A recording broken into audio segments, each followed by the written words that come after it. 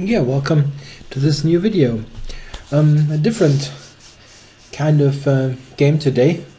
Trying to keep the channel varied with different kinds of content. And this is a game that I played in correspondence chess, which I rarely play, but I started playing a couple of weeks ago. Due to an invitation by another very prominent YouTube channel owner, King's Crusher, you probably know him. Tryphon, he's got a correspondence chess server, chessworld.net, and never played there, but he said, okay, let's try it. You can play sort of casual correspondence chess there. It's not like highly official with some worldwide federation or something. It's just some casual games with lots of time that you have for your moves. So I played a couple of games there, and this is one game that I played against a pretty high rated opponent on the server.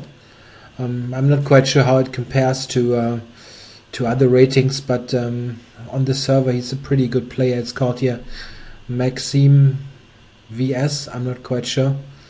It was an interesting game, and I wanted to show it also because it showcases a pretty interesting line against the Sicilian. So let's get ahead here. I played e4, tried to experiment a bit in those casual games. I usually don't play e4, but in this game I tried it. Also take note, of course, that the times on the side are just nonsense.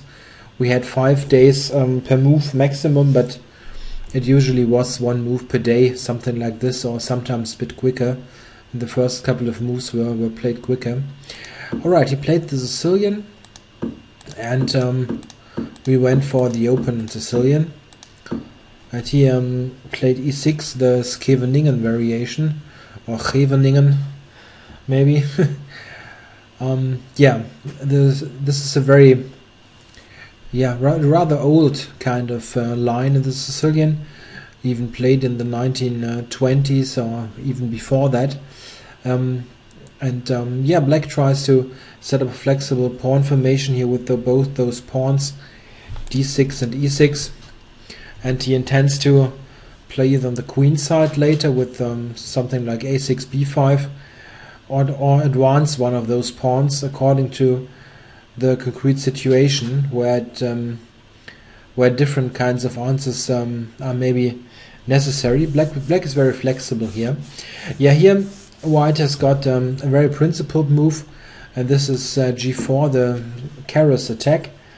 And very often it is said that the Keres attack actually deters people from playing the Scheveningen, the pure Scheveningen. This is also why Garry Kasparov always played a6 here, the Najdorf, and after almost all kinds of moves by White, played e6 to transpose back into the Scheveningen setup, but having avoided the Keres. In the game though, opponent allowed g4, but I didn't play it because I wanted to try out a classical kind of setup with bishop e2. I always liked this quiet setup, which has been tested extensively in the World Championship matches by Karpov and Kasparov. Karpov playing white. At the time he still played e1, e4.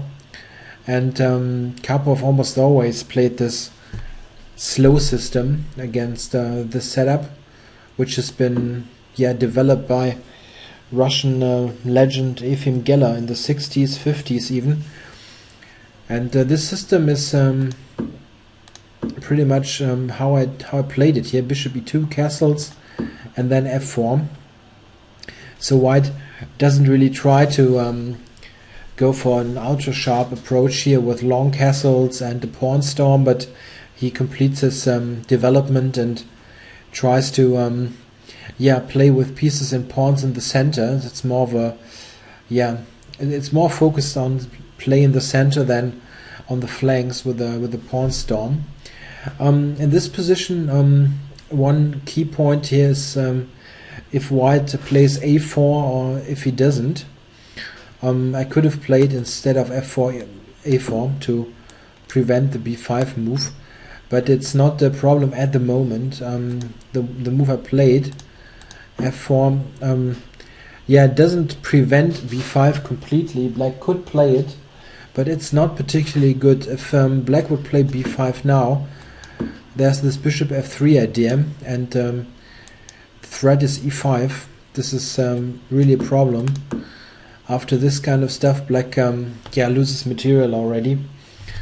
He's got nothing better than this kind of line, and I'm just an exchange up with not so much to show for it. So b5 is not a problem at the moment. He just castled, played bishop e3 to complete the development, and black played knight c6. At this point b5 is also answered by bishop f3. It's still not a great move. And here played queen e1. This is one of the main lines in this position. White has got various alternatives. It's a very complex kind of opening where move orders are important. White can also play this a4 move to really prevent b5 for forever, so to say. He can still play this one, king h1. f4 and king h1 often go well together. It's very hard to do without this move in the long run. So lots of alternatives. I decided on queen e1. The idea of queen e1 is to quickly get the queen to g3, where it puts some pressure on black's king, and it also connects the rooks, of course. So this is a good move. Black now played queen c7, which pretty much fits into this whole setup. Queen g3, bishop to d7, and here played king h1. I think you cannot really play without this move. Alright, and here black played b5. So I never played a4 to prevent this. Didn't want to spend the time on this. But here it is just a problem that black is threatening b4, and in this way also attacks e4. So I need to do something about that, and played a3 to prevent this concrete idea. Yeah, this is still a rather well-known theoretical position, and here black played a rather rare move. I had to look it up, of course. I'm not an expert on this. He played rook f2 e8. This kind of rook placement is not uncommon in the Sicilian, of course. Quite often the rook is well placed on e8. It allows the bishop here to draw back, and probably at some point might support the e5 break. So this is not uncommon. The main move, this move had the problem though. I'll show it. It's what I played in the game, which leads to huge problems for black.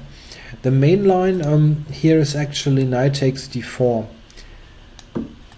bishop takes, and bishop c6. I think a very sensible looking line where this bishop is activated. Still white has got this pressure on g7, so you don't need to protect e4. You can just play a move like this, queen b7 and bishop d3, and now b4. This looks all very logical. Now white's probably most promising move is knight to d1, not taking but knight d1, the idea being to use the knight on the king side. And this kind of line, I think white is probably somewhere between equal and a slight advantage to white, maybe. But this is the main line, which should be okay for black. He played this rook f8 though, and in this position, white of course has more than one move available. You could think of various rook moves, rook d1 or rook e1, but a very important point in this kind of structure where those pawns are, oops, not this, no, not the knight, I meant those pawns. This center, e4 and f4, you always need to check the advances of the pawns. like e5 or f5. And in fact, in this position, I'm able to play e5. And this is really very strong. The problem is also that the rook e8 now blocks a square for the knight on f6. The f6 knight doesn't really have a good square to go to. And what should black do now? He took on e5, which is the best move. You could also look at other things. An alternative is knight d5. It's not playable, but knight d5, it gets answered by a very typical trick, which you should try to remember in a way, because this is very typical. This Desperado knight e5 is very strong, threatening a checkmate. If black takes, he doesn't have much choice. Then the d5 knight is lost. Yeah, and this leads to disaster really. White just enters black's position, and this kind of stuff is just winning. Knight takes d7, bishop c6. Black is completely tied down with his pieces. I don't even have something sacrificed to get this position. It's just completely overwhelming without any material deficit. So he cannot answer knight d5, and he also cannot take here, because there's a neat little trick. This at first doesn't look so awful, but this is a problem. Threatening mate, threatening the queen. And if the queen takes, which is basically the only move, check, then you can take with check and check, sort of win a rook for just a pawn. Yeah, and you're just a rook up. So this was also not working. So he had to take on e5, and after this I can actually just recapture. And the point is, black cannot take with the queen, because this is also a very typical maneuver. Now the queen is hanging. But if you take here, I have this intermediate check, and I'm just a piece up. So this is also a trick to remember. So what should you do? This knight doesn't have, this knight, why doesn't, sorry, I did something wrong here. This knight doesn't have a square to go to, so he needs to take e5. There's not much else. And now he's in a very dangerous pin. This knight is now in really in lots of danger. I played bishop h6 here, which is I think the best move, threatening this mate. Yeah, and he cannot go knight g6 simply because of this pin. Queen is lost, so he must play g6. And now the f6 knight is also not protected anymore by the pawn. I play now bishop f4, the most straightforward move. It is possible that here maybe there even was something better. The move I'm thinking about is rook a to e1. This is probably better. The thing is, black is still in this pin, and he really doesn't have a good move to get rid of this problem. What should he play? If you, for instance, play, let's say, rook c8 to cover the queen, to allow this knight to move, then white plays this move again, just like in the game, but now I already have the rook here. Bishop f4, bishop d6, and now the funny move bishop d1. The only square where the bishop can go, where the knight cannot take, and now he's really in huge trouble. How should he keep the peace? The only way basically to even continue the game is knight c4, bishop d6, queen d6, queen d6, knight d6, and then rook takes f6. Yeah, first I think you think it's just a piece. It's not 100% clear though, this kind of stuff. And black will get a second pawn. after which your pawn structure and piece coordination is a bit broken. It should be winning for white in a way, but it's not completely clear cut. I didn't see this though. I just focus on bishop f4, which looks strong. Rook a1 might be stronger, but okay, this leads to an advantage, but the other line might be somewhat stronger.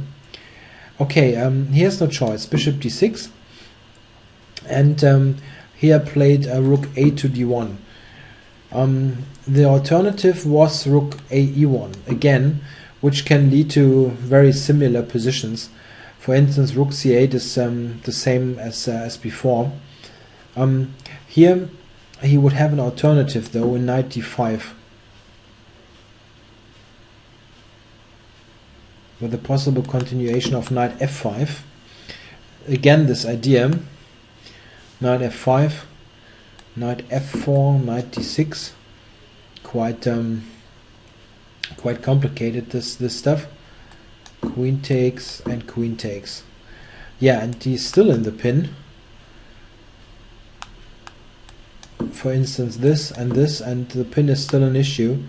He needs to go f6 here to even keep the piece.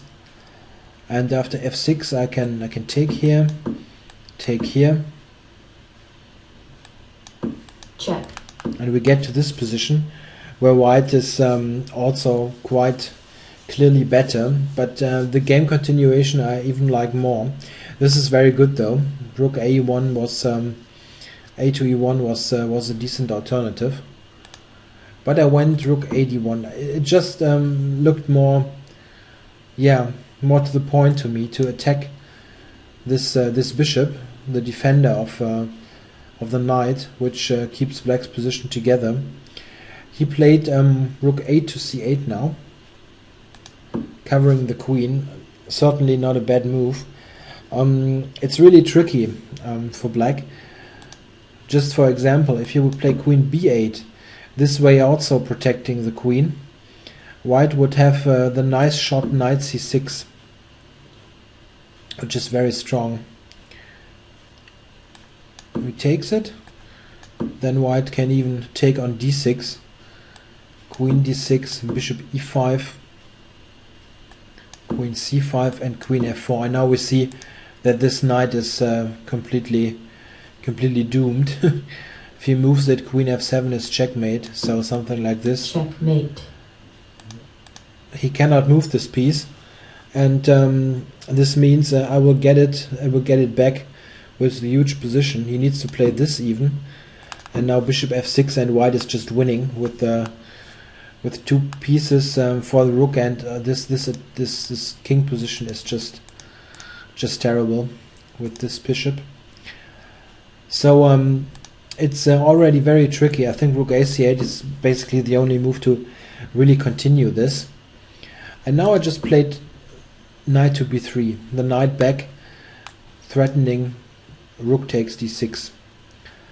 And this again pretty much forces black's answer. He doesn't have an alternative. He cannot move the bishop, he cannot move the queen without losing the knight. And if you move the knight, then you simply have this problem of bishop d6, and this piece is also hanging. This was the positive effect of bishop h6. This was really important to get the king side weakened. So he doesn't have a move. He needs to play the move he played in the game, and this is knight to d5. Yeah, and here I looked at this a little bit deeper and decided to go for quite a huge transformation of the position now. I now took on d5, but with the rook, and this is in fact rather strong. I think it transposes after a very long forced line to a very good end game, and it's all pretty much forced now. Black needs to take, and now knight d5. The problem with this knight is white also threatens knight to f6. He now played queen d8. We can look briefly what happens if black, for instance, captures here. Then white has the very strong move knight d4, protecting the bishop, attacking the queen. And where should it go? Let's say he grabs on b2. Then white has the very strong check on f8, and black now gets completely destroyed. Let's say king f8, bishop h6, king e7, knight d5 check, king back, and this kind of position is just yeah. he won't last long here. Everything is only 7, and if he takes here, it's even a checkmate in a couple of moves. So you see rook e7, queen e7, checkmate. Yeah, very nice line. So he couldn't grab on c2. So he couldn't take on c2. There's not much else though then. So queen d8. Oops, queen d8, the only move at this point. And now white has the simple move bishop g5, attacking the queen, and it doesn't have a square. All those squares are controlled by white knights. So very nice looking kind of move. He needs to go bishop e7 now. The tricky move bishop knight to g4 is also not really working. It looks nice though. It still fails to this move. Queen here and just taking on d7, and white is winning. We've got two minor pieces for the rook. This is hanging, and if the knight moves, then there's queen knight to f6 check. So this is just lost for black. You cannot play knight to g4. So at the end there's just one move, bishop e7, after which white has the simple answer takes and queen h4. And now it's a very nasty looking pin. What should black play? He played the strongest move now, queen to e8. The normal looking move, knight c6, yeah, in fact loses instantly to bishop f3. And now black simply has no way to defend against those threats, taking on c6 and taking on e7. There's just no move. If you go queen to e8, then white even has the very strong reply bishop to d5, threatening to take on e7 and then on f7, and it's just over. Black is toast here. Can try to block this f7 point, but then white just plays this move, also getting this idea into the mix, and this is just curtains. Black loses. He must play what he actually played in the game, this queen e8 move. The idea is, I took now, and there's not much else. Then there's knight to c6, sort of changing the move order. Now the bishop is hanging, and e2 bishop is also hanging. So white doesn't have much else. He needs to move the bishop, and now he gets the piece back. So it's a very long line, which is pretty much forced from move 19, and we have move 26 now. Now rook e1, and this is the point of all this. If black now would take the pawn, I just have this simple move, and it's mate in two moves. He can sack the queen, but then it's queen g7 mate. So he cannot take here, and I'm also threatening this stuff. So it's just this move, nothing else. Yeah, and here you kind of like to continue the attack, but there's not really a promising attacking continuation. So I opted for the end game and just exchanged. Yeah, this is an interesting position to look at. White doesn't have any extra material. It's just 5 pawns each, and it's opposite colored bishops. But this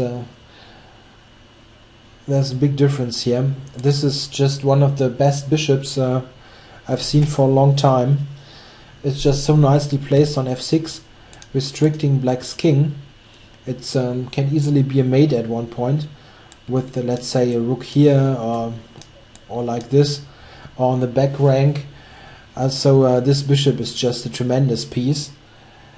His pawn structure is completely wrecked on the king side. This is not normal 3 pawns. You will never ever get a passed pawn on the king side. So this is in fact a huge advantage in this position. And the additional problem is it's my move, and I have knight c5. This knight is also very strong, attacking the bishop, attacking the pawn. So white has conserved his advantage right into the endgame, where black is very poorly coordinated. Yeah, he moved the bishop, there was not much else, and also attacked the pawn.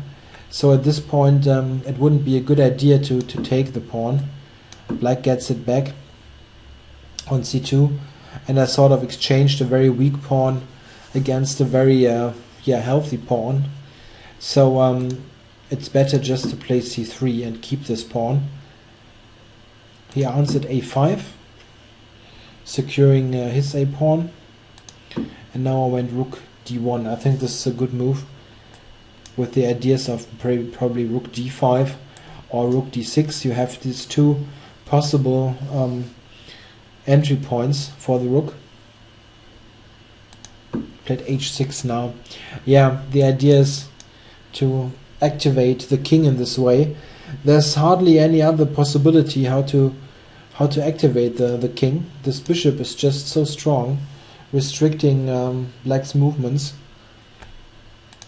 Played rook d5 now, attacking the bishop and possibly attacking also these pawns on the 5th rank. He answered with rook e8, threatening a mate here, which I need to attend to. King g1. Yeah, and now this piece is hanging for real, so he dropped it back. Yeah, white is nice, but how to continue here? There's more than one good plan probably, but it's always a good rule of thumb, if you don't see anything super concrete, then it's often a good idea to check which piece is not really playing. And yeah, this is white's king. The king is not really contributing to the game at the moment, so it's not a bad idea to just activate the king. King f2 is a sensible move.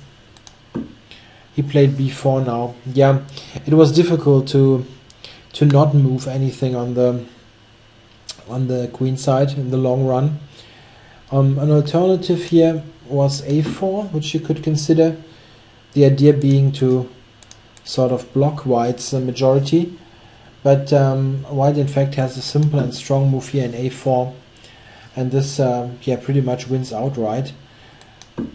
A line like this is just over for black. You have now this very neat square on c3, where the bishop protects the b2 pawn, and this is just an enormously strong piece on c3, and white has just knight to b6, and then the a pawn will run. So a4 also wasn't so great. He went for b4. The problem is, if he doesn't do this, I might play knight d7 and attack this pawn, so he decided to move it anyway. Takes, and now a4. Yeah, this is passed pawn, and of course black needs to take care of this pawn. It's impossible to ignore. He first tried to solve this king position problem. I went knight d7, and this is designed to maybe drop to b6 at some point, because you need this this square, this a8 square, to promote it. And also there are ideas of knight f6 at one point, if the bishop is moved later. So a good move to even improve the knight position. Went rook a8, and now rook c5. You see that this this bishop completely dominates the knight. The knight cannot go anywhere. It's all covered. He went to a5 at the end. If you go to d8, then white simply attacks the pawn, and I don't know, maybe here it's not much of a difference. And you cannot take on a4 because this piece is hanging. And let's say knight to e6, for example. What? Yeah, white can just take it, and yeah, it's two pawns, two connected passers. So this is why he went knight a5. Yeah, you don't like the knight on the rim, but as you saw, the other move wasn't so great either. Yeah, I wanted to use our pieces, so use the king here, king e3, knight b3, and rook b5. Yeah, of course, here you needed to calculate one line that rook takes a4 is not possible here due to rook b8 and threatening checkmate. Yeah, if black now provides himself with some room for the king, then white just plays this, taking away the g6 square, and it's just rook to h8 next move. Black has no way to prevent this. Yeah, you see these pieces are just tremendously strong. So he couldn't really take on a4, and he played knight a1 with the idea knight c2 to cover the b4 pawn. Of course, I can just play rook b8 now and simplify matters now considerably. You need to be cautious, of course, with exchanges, especially with those possible opposite colored bishops, but this is still just strong. Black cannot avoid the rook exchange, otherwise he's made on h8, so he needed to gave a check first. It doesn't make much of a difference, and then took here, and now it's just the a pawn deciding the day. Played bishop d3, a5, king g6, bishop e5. This is all very understandable, I guess. Bishop d6 and bishop c4. Yeah, the idea is to go to d5, covering a8, a6, bishop d5. Yeah, and here it's also a rather important point. White could try to immediately force through the a pawn with a move like knight d7 to b6 and then move the pawn. Black cannot stop it, but there's no need to, really. You can simply play the move g3 here and cover the pawn. No need to rush with this pawn. You need to be a bit cautious. After the promotion of the pawn, you only have 3 pawns left, and you don't want to exchange too many pawns. This might get tricky at the end. So g3 is simple and good. Played king here, and now I have a strong move, knight d7, which was necessary to see before. The point is, if he plays king e6, what he did, there's nothing better really. I have this knight b6 move where it belongs anyway. And the trick is, if he takes d6 now, I can take d5, and the recapture leads to white promoting the pawn. So he cannot take the knight, and if he cannot take this, he needs to go here, stopping the pawn. And here white can just win the rest of the pawns with move like here. So it can just take the rest now. So this didn't help. He played bishop c6, and now the bishop is attacked for real. Need to remove it and attack h6 in the meantime. knight e1, and now you need to pay attention. It's really funny in chess. Here I was really close to well, I was getting the move knight e1 on my mobile phone, really, and was looking at this, and yeah, why not a7? And then I had a somewhat closer look and spotted that if I play a7 now, checkmate. Knight g2 is checkmate. A really funny mate, so really, really amazing. The knight has those two squares. There are those racked pawns, but they take away squares, and the bishop, and I'm checkmate. Yeah, so black really managed a direct checkmate threat in one move. So white needs to spend one tempo here with with the king move to not get mated. Played knight f3, and here still I had the possibility to play just a7 and promote the pawn, but it's just easier to keep more pawns on the board, so I played h4. This pawn is promoting anyway, and you can spend this move to prevent yeah, more pawn exchanges. b3, this was attacked after all, and a7. Yeah, now it's close to promotion. Knight e5, and I'll just promote it here, because there's also a neat little trick.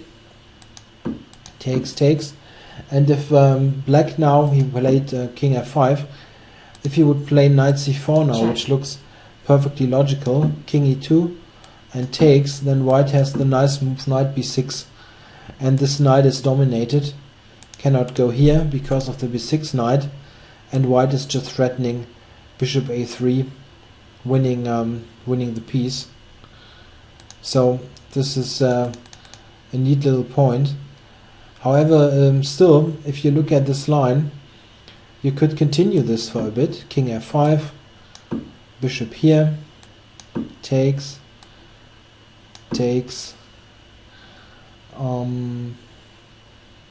no, sorry.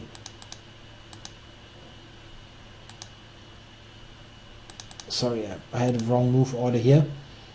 Takes on b2, king e2, yeah, takes, king f5, bishop here, f5, takes here, bishop f6, b2, bishop b2, king h4, and in this line, yeah, you still need to know how to mate with knight and knight and bishop.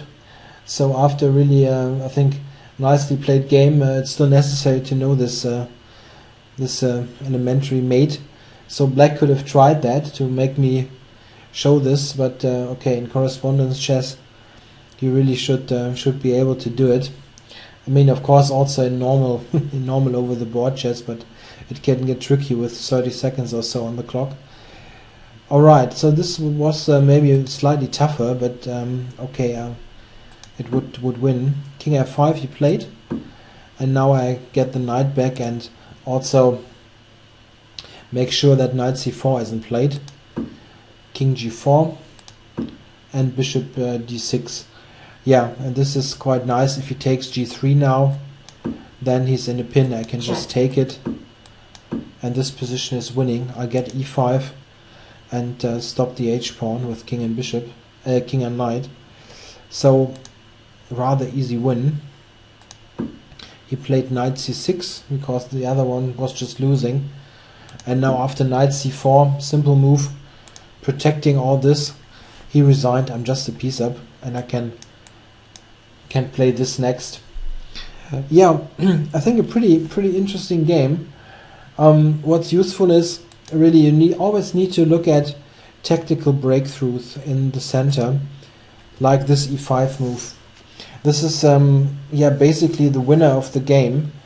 After this, it was just a question how white continues and in which way he continues to play with an advantageous position. And yeah, I only managed to get a clearly better endgame, but maybe it was even possible to get more in the middle game. I'm not quite sure. Even a longer analysis didn't didn't give me a clear conclusion here. Yeah. Also, if you like to play some casual correspondence chess, I can recommend this server, this chessworld.net. It's free to play there. You don't need to pay, and there are currently also some promotions available, so you get some features for free, which at other times you need to pay for. So check out chessworld.net. It's nice, and it's for free. Yeah, thanks for watching. I hope you liked the game, and yeah, talk to you soon with new stuff.